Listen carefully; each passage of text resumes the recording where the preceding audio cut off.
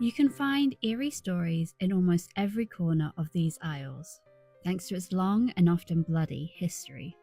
From witch trials to dangerous criminals lurking in our city's shadows, gruesome tales of tortures to battlegrounds stained with blood. And all that history leaves ghostly footprints on our present. But let's face it, for centuries we've loved to listen and recount those eerie tales of our homeland. In books, on screens, but the oldest and my personal favourite is oral storytelling.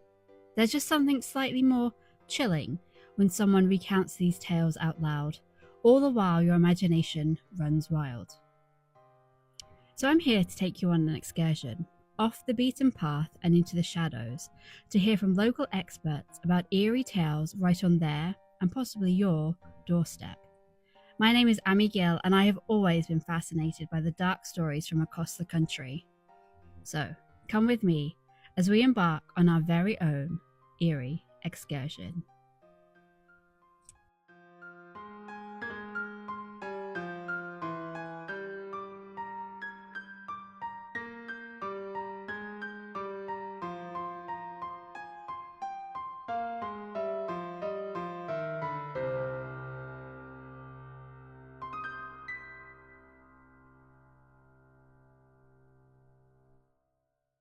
For this eerie excursion, our Halloween special no less, we're back up north, this time in the Yorkshire city of Leeds.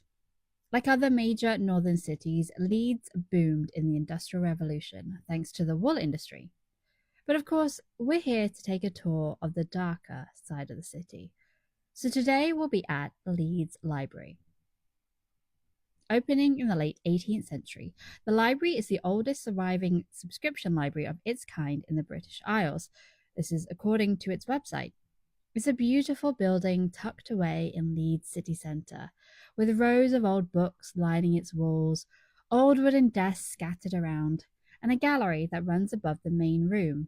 A perfect place for some of its former employees to keep an eye on the precious collections below. But before we get to the past, let's meet our first guide. Yes, so my name is Matthew Bellwood. I'm a writer and a storyteller, and I'm based here in Leeds. And I work in different places around the city, often with people who live and work in that place as well, or people who might be students or seeking asylum in the city. And a lot of the work that I do is about exploring particular areas, finding out about their history, finding out about what they like to live in, thinking about what they might become in the future, and working with people to kind of create projects around those questions, really. Often the outcomes that we make together with the people we're working with are books, sometimes they're theatre performances, sometimes they're audio walks, and we tend to sort of figure out what it's going to be as we do the project, really. Yeah. And we're obviously at the Leeds Library today, so... We are. So we've had a long-standing association with the Leeds Library going back to 2011. I was a member here, and I introduced my colleague Alison to the library, and we ended up making a piece in 2011 for Light Night, which is a kind of event the council run every year in the city, where lots of the public buildings are open up and people come out and explore the city in a different way. So we did a piece back then called "The Book in My Head Is Now on the Page," where different groups of people were welcomed to the library, visiting authors, had a tour around, and went in search of the last page of the book that they had written, which they got to take away with them at the end of the night. And then back in, I think, 2018, we made another piece also for Light Night, which was called Out of Hours. And that was focusing on the supernatural history of the library. So there is a very well-known ghost that inhabits the building, which has a really interesting provenance, and which people think might be the ghost of one of the Victorian librarians. So we built the piece around that, thinking of different ways then of telling that story in different perspectives and what that might be. And again, it was a kind of tour around the building, and we actually set up a Pepper's ghost illusion in this little office where we're sitting now. So that's a kind of Victorian stage illusion where we were able to sort of project an image of the ghost in the doorway for people to see. Wow. So that was the climax of that piece. So we've done various other little projects and bits of work with the library, but I think because of that piece, Carl, who was the then CEO of the library, he's moved on to fresh pastures now, asked last year if we'd be interested in making a ghost walk. Obviously, there's lots of those going on in York, and that's a history with a city with a great sort of history and a amazing sort of supernatural history, as well as a as well as an amazing medieval Viking Roman history. But we didn't know of anything really in Leeds that was doing anything similar and talking about that supernatural heritage.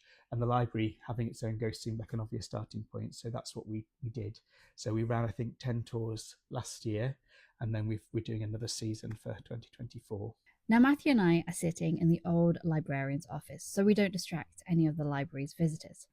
As Matthew said, he's a storyteller, so he recounts one of Leeds Library's chilling tales, not quite as himself, but as the mysterious librarian. The Leeds Library was opened in 1768 at the sign of the Dial in Kirkgate, just down the street, and moved to its current premises in 1808. It is currently home to the archives of the Thoresby Society, the Historical Society for Leeds, and contains many books, maps, and documents pertaining to the history of the city. In 1884, a member of staff, Mr. John McAllister, was working late in the building one night. It was almost 11 p.m., and he was anxious not to miss his last train home to Harrogate. He had been working in the librarian's office, the room in which we are sitting at this moment. Making his way into the main part of the library, he encountered what he thought was an intruder in the building. The gas lamps in the main room had both been extinguished, and the only light came from the lamp in his hand. I will share with you now a description of what he saw. As my lamp illuminated this passage, I saw, apparently at the further end of it, a man's face. I instantly thought a thief had got into the library. This was by no means impossible, and the probability of it had occurred to me before. I turned back into my room, put down the books, and took a revolver from the safe. And holding the lamp cautiously behind me, I made my way along the passage, which had a corner, behind which I thought my thief might be lying in wait, into the main room. Here I saw no one, but the room was large and encumbered with bookcases. I called out loudly to the intruder to show himself, more with the hope of attracting a passing policeman than of drawing the intruder. Then I saw a face, looking round one of the bookcases. I say looking round, but it had an odd appearance, as if the body were in the bookcase, as the face came so closely to the edge, and I could see no body. The face was pallid and hairless, and the orbits of his eyes were very deep. I advanced towards it, and as I did so, I saw an old man with high shoulders seem to rotate out of the end of the bookcase, and with his back towards me and a shuffling gait, walk rather quickly from the bookcase to the door of a small lavatory, which opened from the library and had no other access. I heard no noise.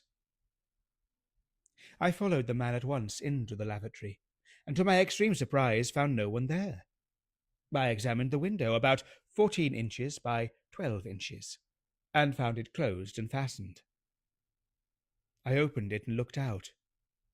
It opened into a well, the bottom of which 10 feet below was a skylight, and the top opened to the sky some 20 feet above. It was in the middle of the building, and no one could have dropped into it without smashing the glass, nor climbed out of it without a ladder. But no one was there.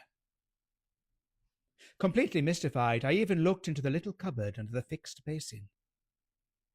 There was nowhere hiding for a child, and I confess I began to experience for the first time what novelists describe as an eerie feeling. I left the library and found I had missed my train. Next morning I mentioned what I had seen to the Reverend Charles Hargrove, a member of the library committee, who, on hearing my description, said, "Oh, why, that's old Sternberg." He had formerly been a librarian here, but had died in post about 4 years before my arrival. Soon after, I saw a photograph from a drawing of Sternberg, and the resemblance was certainly striking. Sternberg had lost all his hair, eyebrows and all, from, I believe, a gunpowder accident. His walk was a peculiar, rapid, high-shouldered shuffle. Later inquiry proved that he had died at about the time of year at which I saw the figure. Well, in the months following McAllister's sighting, a number of other strange phenomena took place. Lights in the offices above the main room were seen to switch themselves on and off, and on the 1st of April 1885 a mysterious ringing sound was heard throughout the building. It seemed to be coming from a desk in the librarian's office. According to Mr. Rowlett, a library employee who had worked alongside Mr. Sternberg, the librarian had kept a small gong on his desk, which he used to summon the junior members of staff. Investigation into the circumstances of Mr. Sternberg's death convinced the staff that he had departed this world on the 1st of April 1880, at around the same time that the ringing sound was heard, though in truth he had died in March of that year. That night, Mr. Rowlett and 2 other members of staff decided to stay late in the building. They held a séance in the librarian's office, during which a knocking was heard from one of the book-lined walls.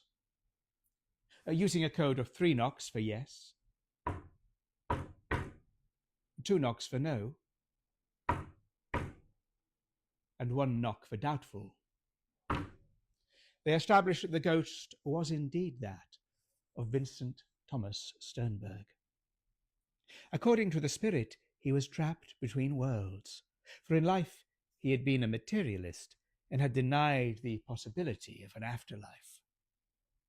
The 3 men said that they would pray for his soul. The story of the séance was related the next day to McAllister and to the Reverend Charles Hargrove, and shortly afterwards another séance was held, this time with McAllister in attendance. Once again the knocking was heard, and this time it was accompanied by the ringing of the phantasmal gong.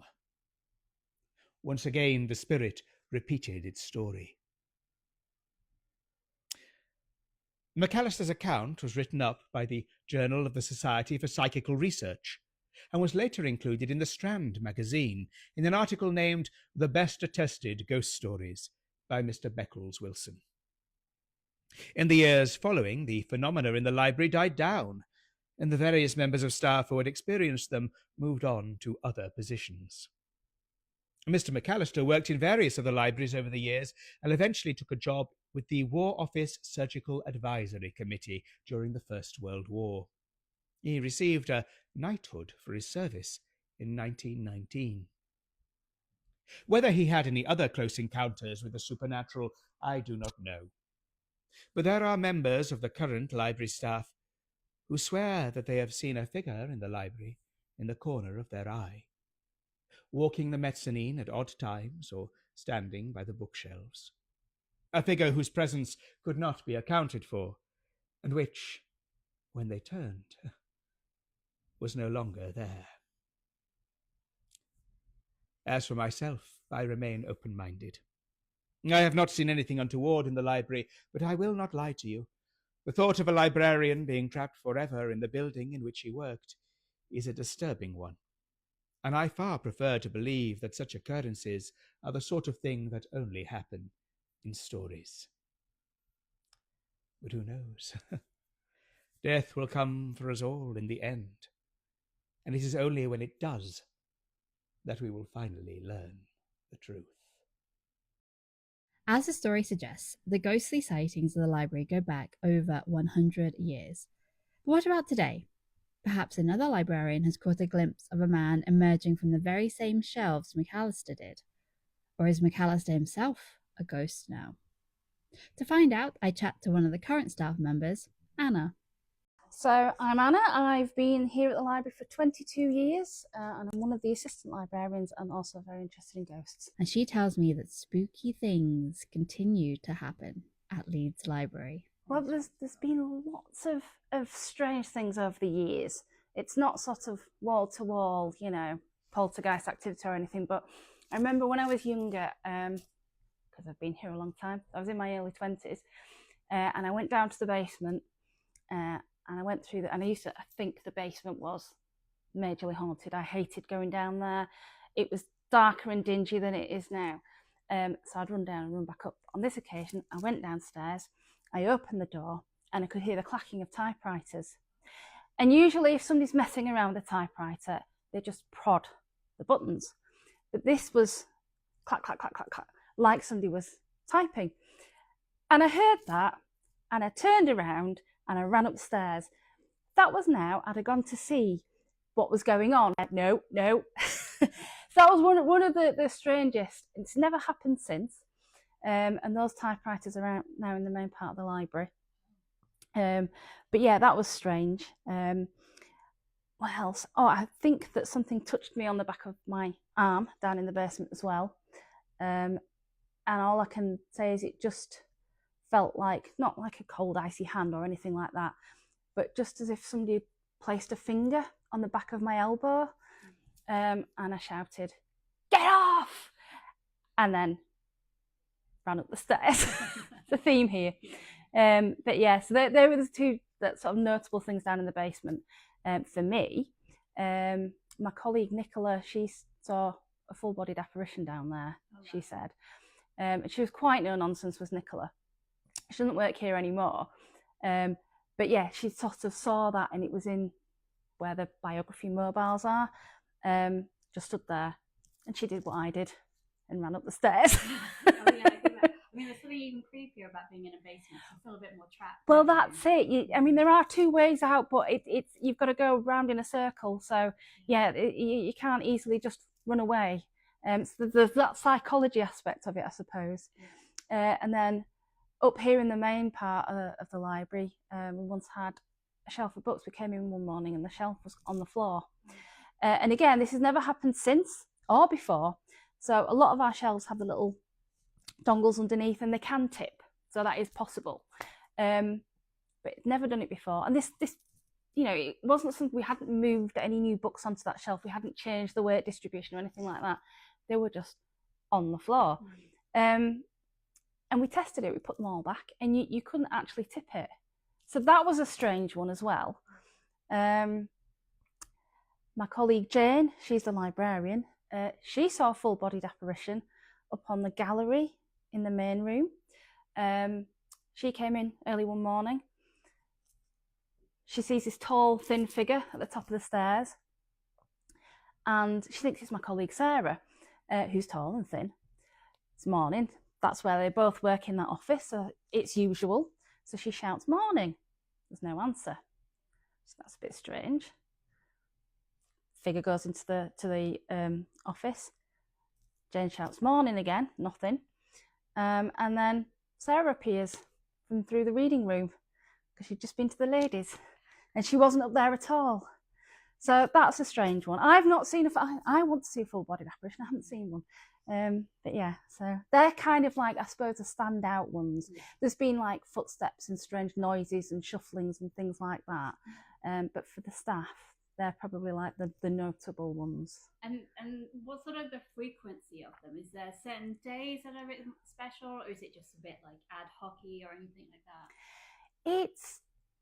There's no sort of set days or anything like that. It's just every so often we'll experience something. I mean, I've been here a long time, and when I think back, it's not a lot, really. I suppose it's more than some places. Yeah. And maybe some things we don't even notice. So that's the other thing. I forgot about this one. It's down in the basement the other day, working, because I'm not scared anymore. And I heard the door go, and it's a fire door, so they have that sort of whooshy sound, and then they click shut. And I heard that, and I thought it was a member had come down to look in the bookshelves. And nobody appeared, and I thought, oh, maybe they're just looking at the A section at the top. So I get up and I go have a look. There's nobody there. So I thought, that's a bit strange, because it's not the kind of noise you can imagine. It's quite distinctive. So I came upstairs and I thought, I'm going to check the CCTV just to see, because it would have caught the movement with the CCTV and I'd be able to check. So look, there's just me going down to the basement. There's a pause, and then me going to check. So that was a strange one. That was really recently. That was like a few weeks ago. And I came upstairs and I said to Finn, who also likes to work down in the basement, I told him about this. And he said, "Oh yeah, that happens to me all the time." So I mean, I don't know, we could be having phantom doors opening and closing we're not aware of. So yeah.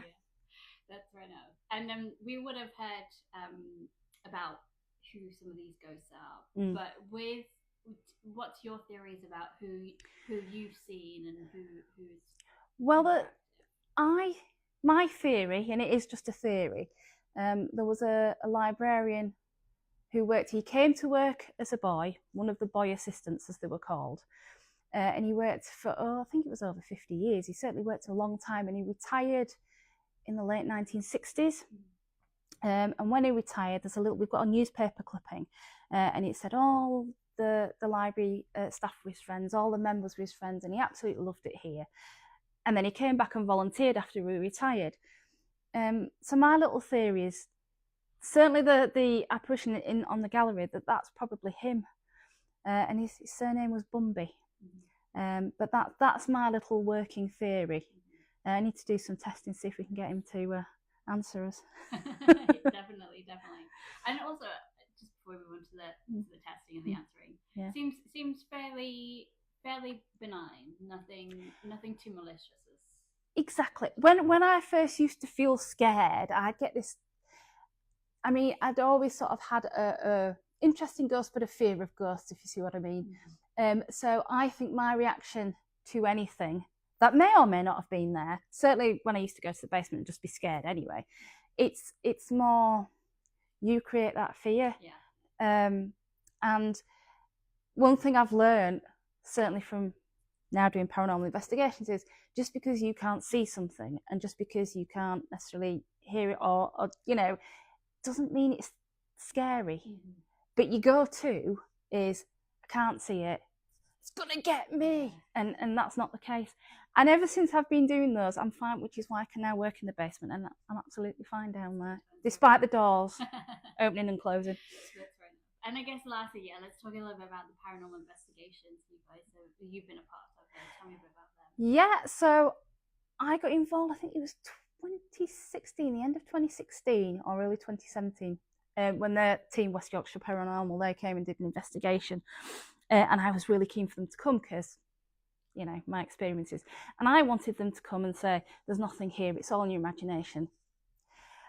But they didn't. Now, they didn't pick up on some of the things that I've been talking about, because ghosts don't do things on demand. But what they did capture in the very first investigation that they did, they'd left a recording device up on the gallery in the new room, on the lectern, which is directly above this office. And they'd left it alone, so there's nobody else in the room. And they've caught a breath, and it's just somebody going into it, which is quite creepy, but only when you think, but if you were just, I heavy breathe sometimes when I'm concentrating. So if somebody's going, what's going on? And then breathing heavily. But yeah, so that was the first thing they got. We've also, because what we find is, if you are going to get any kind of activity, the fewer people in the building, the better. So we did an investigation, was it back end of last year? And we'd split into groups. There was three teams, and there was only 4 people in my team. One team were in the new building because we were testing the theory of, does building activity stir up any ghosts? So there's no ghost associated with next door, but we were speculating. So there's just 4 of us in the building, in the new room, and we've had reports of like footsteps wandering around up on the gallery. There's people that have been in members that have said they're spiritually minded and they can pick up on things, and they claim there's something wandering around up on that gallery. So we used some cat balls, and we put them, and the cat balls are these little cat toys that light up if you knock them, and we slotted them in, it's metal grills all the way around. And at the end we had a piece of equipment called a REM pod, which again, it's motion sensor, and it also, if you go near the antennae, it sets off an alarm. It's a super sensitive bit of kit, so we don't always use it, but we put that up at the end. It doesn't usually go off. In fact, it never goes off for me. And so we were doing some sort of calling out and some asking some related questions and to see if we could get any activity. One of the cat balls started going off, which we thought was quite interesting, but it's inconclusive. They are, after all, just little cat toys. And then we continue this with sort of calling out. And then the next thing, the cat balls go off one by one as if somebody was walking around. And at the end, the REM pod went off as well. And that to me was really interesting, because cat balls in paranormal investigations, there's a lot of people tell you it's total rubbish, don't use them.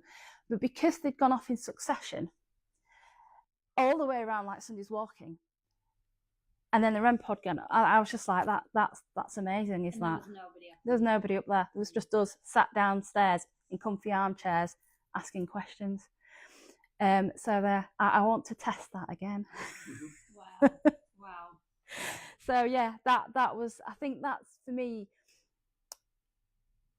probably, I mean, we weren't recording it as such, so we weren't even videoing, because it was a bit of an impromptu one. And that to me was just, that's reacted from what people are saying. That makes it really interesting. Yeah. And that's usually the case, though. It's usually when you're not looking for them. Yeah. That's when... Yeah. I mean, we've done investigations here before where we've got absolutely nothing. But we just, which again, it's that classic, well, it's not going to always happen all of the time, but when it does, you know, when you do get something, it's amazing. So yeah.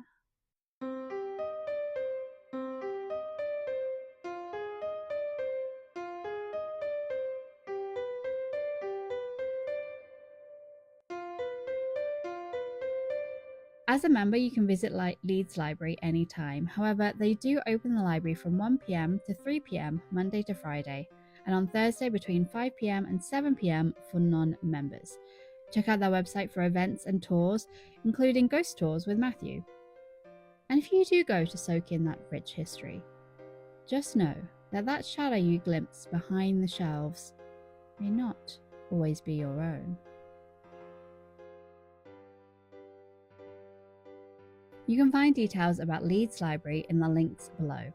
That's it from me. I'll be taking a break in November as I hunt for some more eerie excursions for you all. But make sure to follow @Eerie Excursions on Instagram and YouTube, as well as subscribing to the podcast wherever you're listening to make sure you don't miss out on any dark tales from around the UK, which, hey, may even be in a town near you.